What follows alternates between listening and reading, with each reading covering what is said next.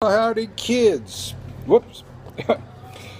I was just doing this video in one of my classes and thought about how important this thing that I just taught was. I mean, of course, everything I teach is important, but what I was teaching was not necessarily a secret that should be limited to just my class. I thought of just reposting that video, but I shouldn't give you the same video that I give to my class, because that's not fair to my class, but same subject. And here's the bottom line. When you banish, you must invoke.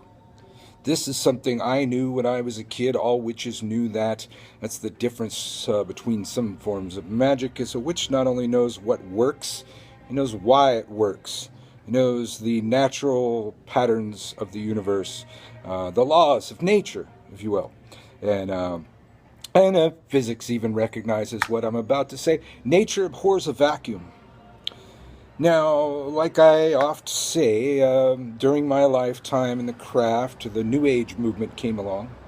And the New Age movement adopted a great many practices that used to be known as witchcraft. And that previously to that, only witches did. And in that time, a lot of things were lost because the New Age people were just in such a hurry. And then the New Age movement affected Wicca as it was growing. And just a great many really important things are lost. Like nature abhors a vacuum. You cannot just banish negativity from your life. People do that. And don't even get me started about banishing negative energy. Because I think I talked about that. That's not the wording you need to use. You want to banish negativity. Or bad. You could just say bad, and that's fine. That covers negativity, but isn't going to cover all the negative energy, which is the negative ions that make you feel good. But I have another video about that. I can't remember what it's called.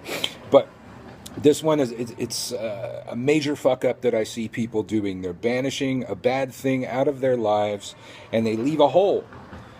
The way it works, nature abhors a vacuum. If you leave a hole in nature, she will, she'll give you a little bit of time to do something with that, and then she will fill that hole with what she's used to having there.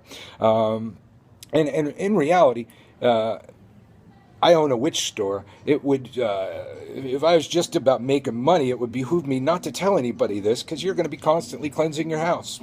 You're going to, everything negative or all the negativity that you got out of your house, all the bad stuff, is just going to come back. Nature's going to put it back there. So when you banish, you must invoke. And I don't care what phase of the moon it is. We're taught, during the waning moon, we're going to banish things. We're going to get rid of things. I'm not hampered by the phase of the moon. I work in harmony with the moon, but it's not there to limit me and hamper what I'm going to do. So, shifting my thing there. So I don't know how to elaborate that more than that, but you're banishing negativity, you're banishing bad stuff from your house. You need to invoke good stuff. You follow up, make it a two-part ritual. You banish the bad and then invoke the good. Do a happiness ritual. If you're banishing poverty, you must then follow up and invoke prosperity or money or something like that. But bottom line, don't leave holes in nature. Nature will fill them with what she's used to having there, and it'll be just the same situation that you banished out of your life, and you will have done yourself no good. So I can't think of anybody I've heard say this in ever so long, and that seems to be my job.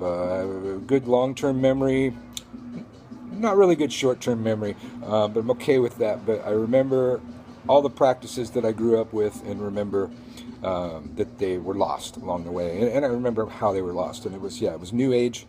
New Age movement came in, affected Wicca. Wicca got in a really big hurry and forgot everything that it was born with. So if you banish, you must invoke. Say it with me. If you banish, you must invoke. If you banish, you must invoke. Thank you. That's my message for the day. Blessed be.